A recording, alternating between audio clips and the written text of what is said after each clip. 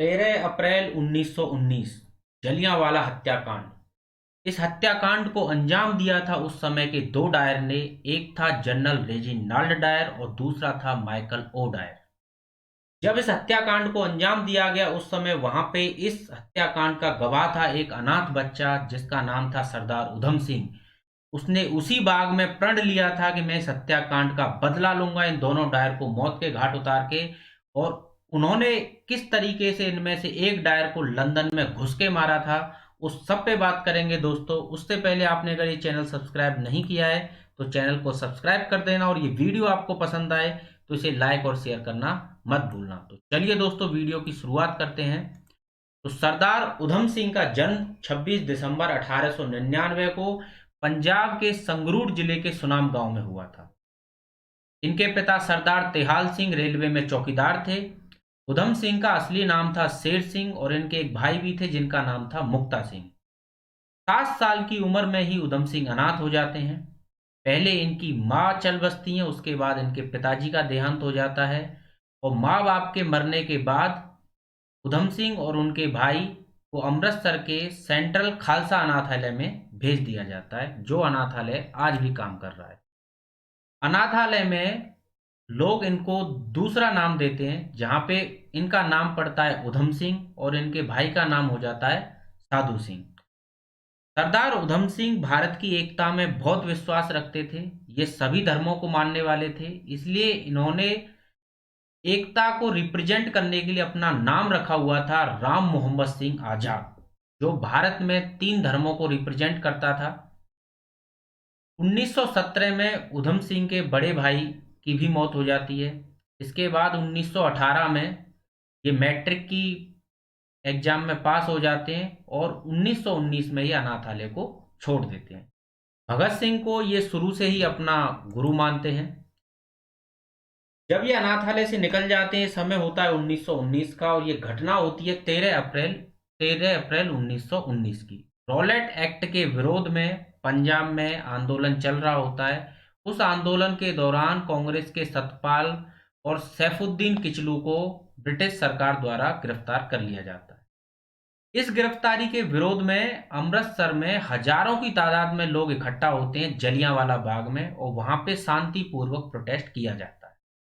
लेकिन इस प्रोटेस्ट को खत्म करने के लिए उस समय जनरल रेजिनाल्ड डायर को आदेश दिया जाता है पंजाब के उस समय के गवर्नर माइकल ओ डायर के द्वारा। ये दोनों ही वो डायर हैं जो जलियांवाला का हत्याकांड के जिम्मेदार थे। माइकल ओ डायर आदेश देता है जनरल डायर को कि तुम जाओ जलियांवाला बाग और वहां तुम्हें जितने भी लोग मिल रहे हैं उन पे गोलियां चलाओ, उनको वहां से मार के भगा दो। जनरल ओ डायर, ये रेजिनाल्ड डायर सीधा आता है वहां पे, अपने सिपाहियों को आदेश देता है। वहां निहत्थे लोगों पे जिस तरीके से गोलियां चलाई जाती हैं, लोगों पे भागने का रास्ता भी नहीं होता वहां पे। कुछ लोग कुएं में कूद जाते हैं, जब वो कुएं में कूद जाते हैं तो ऊपर से मरे हुए लोगों को उनके ऊपर फेंक दिया जाता है। इस तरीके का एक भीषण हत्याकांड ये हुआ था जलियांवाला बाग। इसके बाद देश में क्रांतिकारी की एक अलग ही भावना जागृत हुई थी, जिसमें के भगत सिंह, चंद्रशेखर आजाद, सुखदेव, राजगुरु और खुद सरदार उधम सिंह जैसे क्रांतिकारी पैदा हुए। शहीद भगत सिंह के बारे में मैंने एक डिटेल वीडियो बनाया है, उसका लिंक मैं डिस्क्रिप्शन में दे दूंगा, आप वहां से ये वीडियो देख लेना। और इस नरसंहार का गवाह थे उस समय सरदार उधम सिंह। बताया जाता है कि ये उस समय वहां पे क्रांतिकारियों को पानी पिला रहे थे। इस हत्याकांड में वहीं पे ये उस जलियांवाला बाग की मिट्टी लेते हैं हाथ में और कसम खाते हैं कि मैं इस हत्याकांड का बदला लूंगा, इन डायर को मौत के घाट उतार के। इसके बाद सरदार उधम सिंह क्रांतिकारियों के साथ मिल जाते हैं, उनसे चंदा इकट्ठा करके ये देश के बाहर चले जाते हैं। लेकिन इनके लंदन पहुंचने पहले ही जनरल रेजिनाल्ड डायर, जिसने गोली चलाने का आदेश दिया था, उसकी ब्रेन हेमरेज के कारण 23 जुलाई 1927 को ही मौत हो जाती है। लेकिन सरदार उधम सिंह, एक जनरल डायर मर गया है लेकिन एक डायर और है, वो उससे भी निसंग था क्योंकि उसने ही आदेश दिया था ये गोलियां चलवाने का। उधम सिंह अपने क्रांतिकारी विचारों को पूरी दुनिया में फैलाते हैं। हिंदुस्तान में अंग्रेज किस तरीके से अत्याचार कर रहे हैं ये पूरी दुनिया को बताते हैं। इसके लिए ये दक्षिण अफ्रीका, जिम्बाब्वे, अमेरिका, ब्राजील जैसे देशों की यात्राएं करते हैं। ये एक इंजीनियर थे, एक तरीके से ये बड़ी बड़ी कंपनियों में इंजीनियरिंग का जॉब भी करते थे, लेकिन इनका मकसद एक था, इन डायर को मौत के घाट उतारना। अब उधम सिंह जी यहाँ पूरी तरह से भगत सिंह को अपना गुरु मान लेते हैं और भगत सिंह इन्हें आदेश देते हैं 1927 में कि वापस आप आओ देश में। उस समय देश में एक अलग आंदोलन चल रहा होता है कि आप उसको ज्वाइन करो। जब उधम सिंह वापस आते हैं तो ये अपने साथ रिवॉल्वर और उसको गोला बारूद लेके आते हैं, लेकिन जो लाइसेंस रखने का जो एक परमिट होता है वो इनके पास नहीं होता, इसलिए इन्हें गिरफ्तार कर लिया जाता है।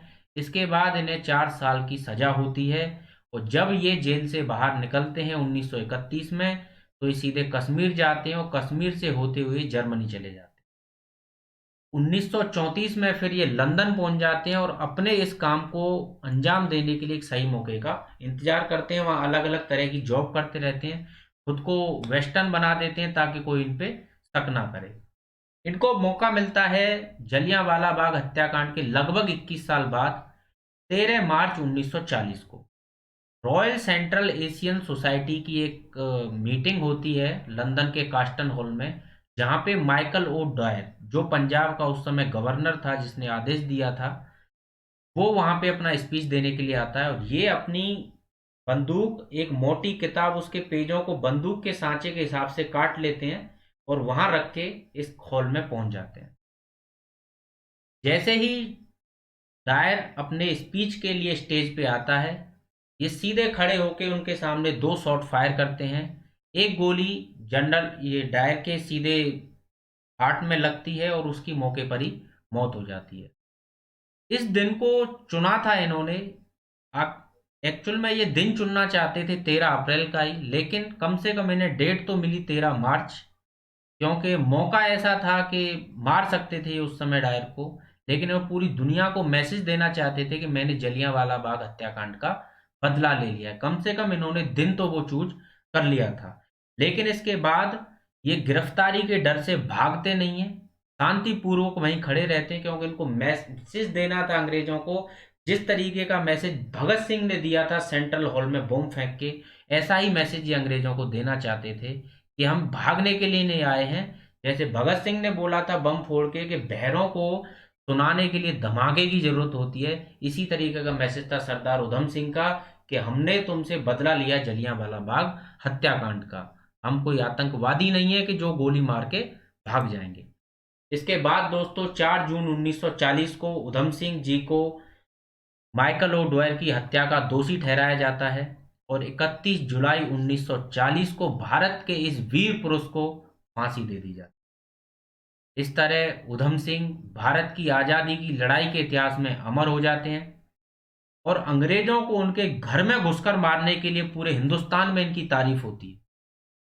उधम सिंह जी के मृत शरीर के अवशेषों को 31 जुलाई 1974 को भारत को सौंपा जाता है अंग्रेजों के द्वारा और उधम सिंह जी की अस्थियों को सम्मानपूर्वक भारत वापस लाया जाता है और इनके गांव में इनके समाधि स्थल को समर्पित किया जाता है। दोस्तों, ऐसी थी इस वीर सरदार उधम सिंह जी की कहानी, जिन्होंने जलियांवाला बाग हत्याकांड का बदला 21 साल बाद भी लिया, लेकिन अंग्रेजों को उनके घर में घुसकर गोली मारी। ऐसे वीर थे सरदार उधम सिंह।